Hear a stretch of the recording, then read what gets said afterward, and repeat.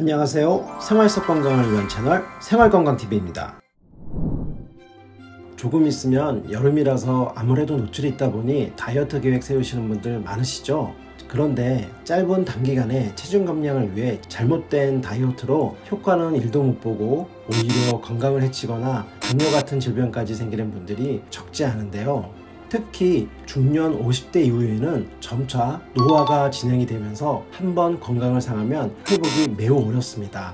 그래서 무작정 굶거나 건강을 다치게 하는 다이어트를 하시면 안 되는데요. 혹시 이렇게 잘못된 다이어트를 하고 있거나 계획하신 분들이라면 주의 깊게 봐주시길 바랍니다. 전문가의 의견을 토대로 영상을 준비했으니 영상 끝까지 봐주시고 좋아요 한번 부탁드리겠습니다.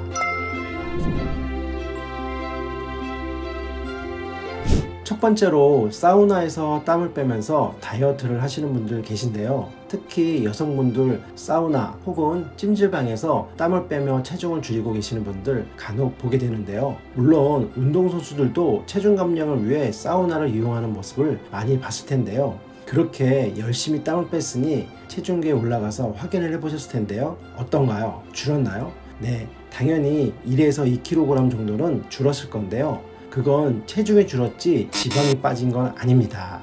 1에서 2kg이 빠진 건 모두 수분입니다. 이런 건 다음날 먹고 마시면 바로 원점으로 돌아옵니다.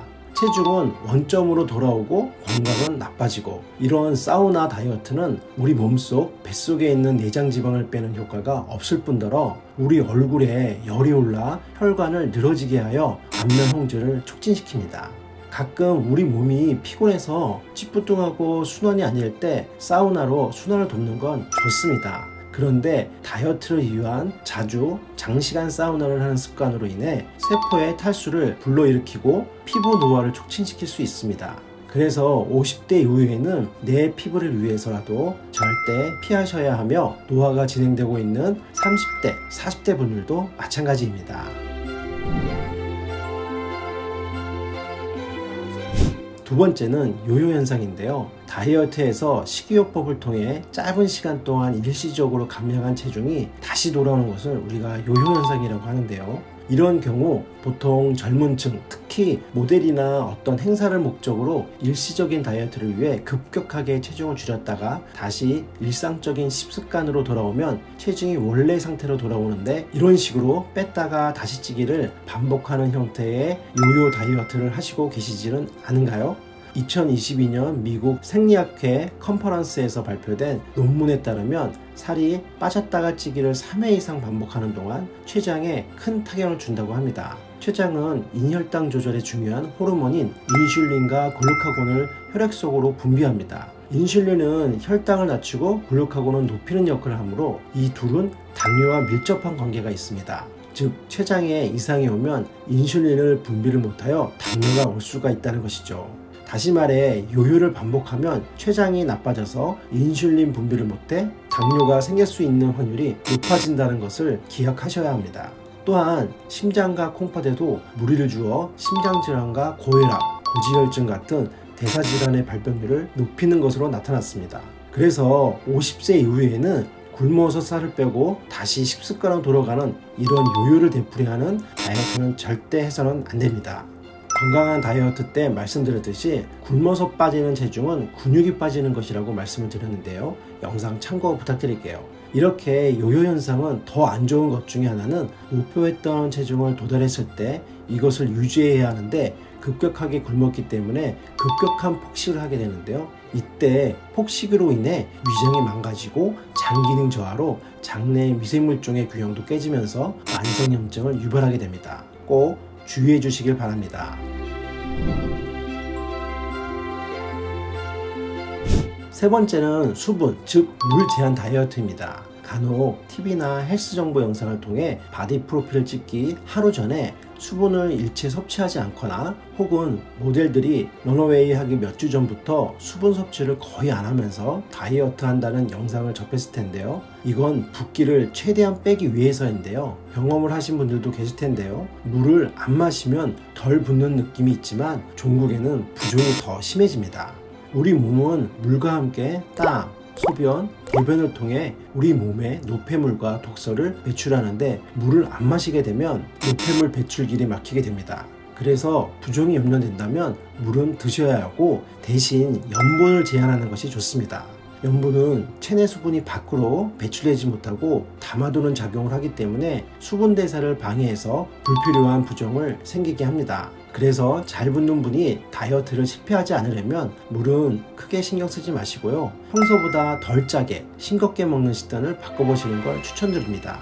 간혹 설렁탕, 순댓국 등을 드실 때 간을 하기 위해서 새우젓이나 소금을 넣어서 드시잖아요. 이때 평소보다 조금씩 양을 줄이시는 것을 추천드립니다. 저도 처음엔 싱거웠는데 어느 정도 익숙해지니 본연의 맛을 느낄 수 있더라고요. 그리고 나오는 반찬으로 김치, 깍두기 등에 이미 염분이 많이 있는 반찬들이어서 싱거움은 반찬으로도 충분히 해소할 수 있습니다. 우리는 밖에서 식사를 하는 경우가 많잖아요. 외부에서 염분을 과하다 할 정도로 많이 첨가하고 우리는 그것을 많이 섭취하게 되는데요. 밖에서는 이렇게 짜게 먹으니 집에서만큼은 짜지 않고 재료 본연의 맛, 담백한 식단으로 바꿔보셔서 붓기에 대한 걱정을 떨쳐버리시길 바라겠습니다.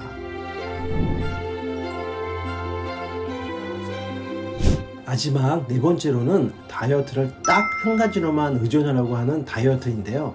이게 무슨 말이냐면 난 운동으로만 다이어트를 할 거야, 혹은 운동은 싫으니 먹는 걸로만, 또는 둘 다 귀찮으니 다이어트 약으로 뺄 거야, 이렇게 한 가지 방법에만 의존해서 살을 빼려고 하는 건데요. 이런 방법으로는 절대로 다이어트에 성공 못합니다.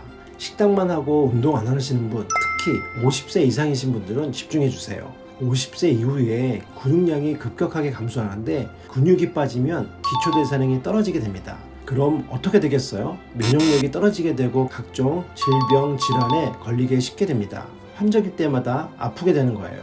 겨울에는 감기를 달고 다니시고 봄과 가을 환절기에는 비염으로 고생을 하시게 되는 거죠.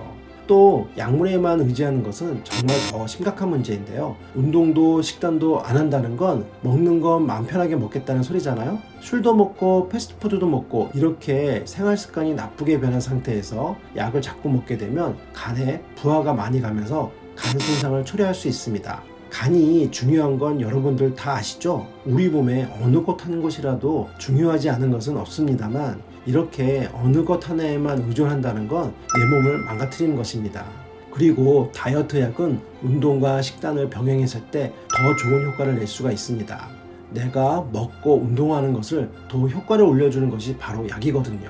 그러니 하나에만 의존하지 마시고 적절하게 조절하여 삼박자가 잘 이루어질 수 있도록 하시길 바랍니다. 지금까지 중년 50대 이후에 이렇게 다이어트하면 다이어트는 실패하고 몸은 몸대로 망가진다는 경고의 메시지를 전달했는데요. 많은 분들이 살 빼서 건강해질 거야 라고 생각하시는데 반대입니다. 건강해야 살이 빠집니다.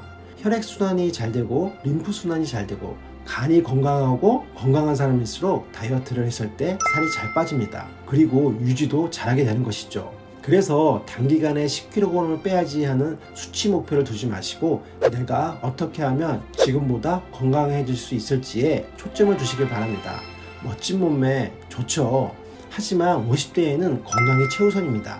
이 점 꼭 숙지하시고요. 오늘 말씀드린 사우나 다이어트, 요요 다이어트, 수분 제한 다이어트, 한 가지에만 의존하는 다이어트 꼭 주의하시길 바랍니다.